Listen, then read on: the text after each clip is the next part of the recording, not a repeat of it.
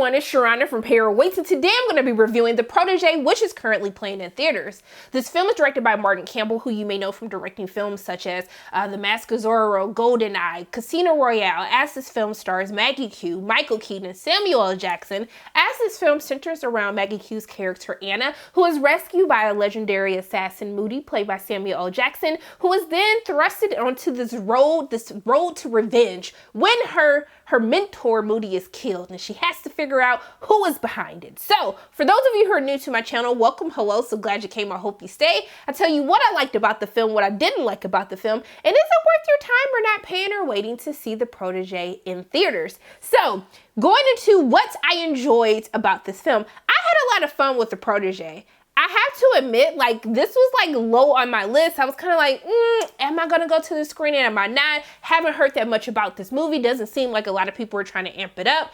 And honestly, this is probably one of the first times that typically if you see review embargoes do not lift until literally like the day of or like late the day before, it's probably a good sign that this isn't a good film. But I was really shocked at how much fun I had in The Protege. And it really depends, it really falls upon the shoulders of Maggie Q, who plays Anna in this film. She's fantastic. While I was watching this film, I was like, why is Maggie Q not a part of more mainstream big action franchises? I know that she was a part of the Divergent series. She played on a TV show called Nikita. She was also in, what was that movie, The Priest? But I was just watching this like, she was born to be an action star, and I need to see more of her. She is so great in this film, is holding her own as this assassin who is trained by Samuel L. Jackson's character Moody. But I really love the action sequences with her. But I love that this film has more of the style of a 90s film. I truly felt like I was transported back into the 90s, especially with some of the sequences that she has with the hand-on-hand combat as she comes in contact with some really big bad guys as she's on this journey to figure out who is responsible for the death of, you know, this man's like a father to her. Also too, Michael Keaton is so freaking charming. Very quick side note in the middle of this review, when I was younger, I went through a very weird Michael Keaton crush phase. I don't know what happened. I watched Batman, and then I started watching, what was it, Multiplicity. I started watching all these Michael Keaton movies, and I had this really weird Michael Keaton crush. My mom was looking at me like, sis, like, why, what happened? I was like, girl, I don't know. It's just something that does it for me. But after watching him in The Protege with Maggie Q, they have some of the most beautiful sexual tension, the most beautiful banter that I have ever seen between assassins in the film. So much that halfway through, I was like, Lord, can you send me somebody like Michael Keaton's character to flirt with me like this, to go back and forth with me? He's very charming, and they're very believable as this, with this chemistry between them, but also too, you get more excited about the tension that is happening between them, because also too, they are very dangerous assassins. They're deadly killers. And I think that's what made you want to keep watching. It was more like, hey, I really want to know if they're going to survive to the end, but I'm also kind of invested in the potential relationship.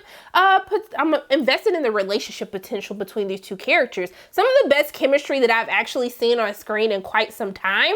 I was totally invested. I said, can we get like a deadly assassin rom-com with these two? Because I will definitely watch it. But for those of you who do not care about the sexual tension or the romantic chemistry between the two leads, I will say that you will have fun with the action in this film. There are some great kill shots, a lot of blood, a lot of interesting creative ways for some of our characters to die in this film, because it's basically assassins killing other assassins, and that's what I want to see. I was like, wow, so we killing. Like, you know how you have the little kills when you're like just beating people? No, like we're like killing like blood. Like, I know they did. They're not going to a hospital. It's a wrap for them.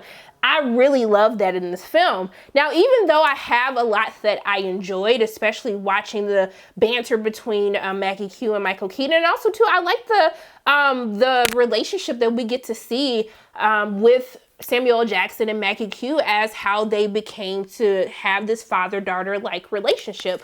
It's truly believable when you get to see in the back, in the flashbacks, as to how these two met, as why these two mean so much to each other, and why she will be led on this path, this journey for revenge. But Even though I have a lot of things that I did enjoy about this film, there are a couple of issues that I have. It's not a perfect film, you guys. I'm just gonna be honest with you. And really that lies within its story. There is like, it's kind of like a mystery spy thriller because you're trying to figure out who is like the real baddie, like who's responsible for trying to kill Moody. What is he up to or what is she up to? Because I don't want to spoil nothing for anybody. I feel like the story starts to get a little bit lacking where you kind of start to not care about the spy thriller potential of the film, and that's maybe why I got so carried away with caring about whether or not these two characters between Maggie Q and Michael Keaton, were they going to be together, are they not going to be together, are they going to kill each other? I was more worried about that.